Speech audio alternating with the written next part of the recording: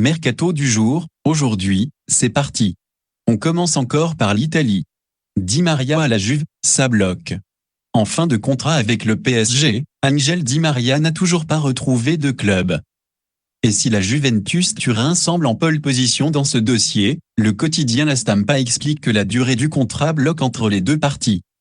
Si l'international argentin réclame une seule année, les Bianconeri, eux, souhaiteraient en mettre deux pour bénéficier des avantages fiscaux. Pour l'heure, ça coince. Notre avis, au vu de la volonté des deux parties, on aurait tendance à penser que tout va se débloquer rapidement. De paix à Arsenal, le Barça tente d'ajouter un Titi. Selon le tabloïd britannique The Sun, Arsenal voudrait récupérer Memphis Depay, alors que le FC Barcelone n'est pas contre l'idée de transférer le Néerlandais cet été. Mais si les Gunners sont également sur le dossier Gabriel Jesus, Manchester City, qui est leur priorité en pointe, le Barça aurait tenté d'ajouter Samuel Umtiti à la transaction avec Depay. Notre avis, Depay à Arsenal, ça peut avoir du sens. Un Titi, on y croit moins. Manchester City, la porte sur le marché. Ce n'est pas forcément une surprise après cette saison. D'après le Mirror repris par Marca, Manchester City aurait en tête de se séparer d'Aymeric Laporte. L'international espagnol n'a pas toujours convaincu cette saison, notamment lors de la campagne de Ligue des Champions. Et les Citizens pourraient le placer sur la liste des transferts. Notre avis, pas très surprenant. Mais il faudrait que Pep Guardiola trouve le remplaçant qui lui convient d'abord. Lukaku s'occupe de tout.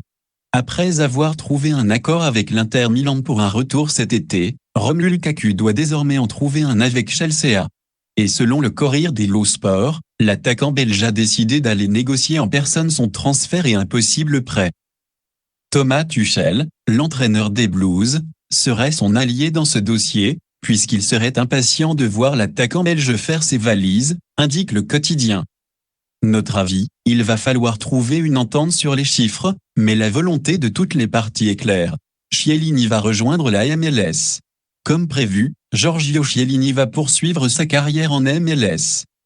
Selon la presse italienne, le défenseur italien, en fin de contrat avec la Juve, est tombé d'accord avec le club du Los Angeles FC. Un contrat d'1 an et demi serait sur la table. Notre avis, Chiellini va tenter une ultime expérience à l'étranger, avec moins de pression, avant de démarrer sa vie de dirigeant. Et à la Juve, évidemment. Dybala, une question de temps. On reste du côté de Milan, toujours dans la partie Nerazzurra. Selon la Gazzetta dello Sport, Paulo Dybala est très proche de rejoindre l'Inter, où il toucherait un salaire de 7 millions d'euros, bonus compris. Alors, pourquoi ça bloque ? Le média explique que le club lombard doit d'abord se séparer d'Alexis Sanchez et son énorme salaire de 7,5 millions. Une rupture de contrat avec une grosse indemnité de départ n'est pas à exclure, Séville est intéressé. Notre avis, le salaire de Sanchez en refroidit plus d'un.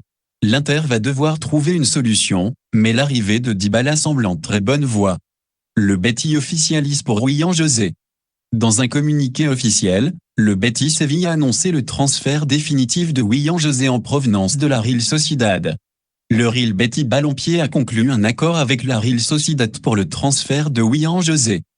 Après sa belle performance lors de la saison 2021-2022, au cours de laquelle l'attaquant brésilien a joué dans l'équipe Verde Blanco en prêt, le footballeur fait partie de l'équipe jusqu'en 2026, a précisé le club espagnol.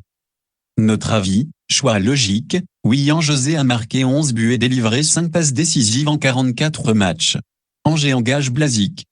Après 5 ans passés à Ferencváros, Hongrie, le défenseur international slovène Mia Blažič s'est engagé ce vendredi pour 3 saisons avec Angesko. Le joueur de 29 ans aura la lourde charge de faire oublier Ismaël Traoré et Romain Thomas, qui vont partir libres.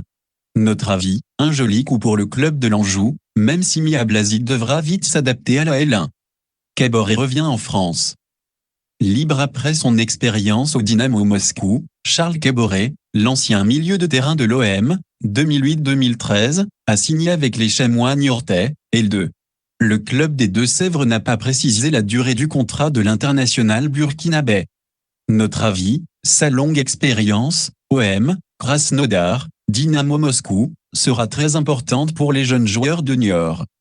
Voilà, c'est pour tout aujourd'hui, Si vous aimez la vidéo, n'hésitez pas à la liker, la partager, et surtout vous abonner pour ne pas rater mes prochaines vidéos. Merci.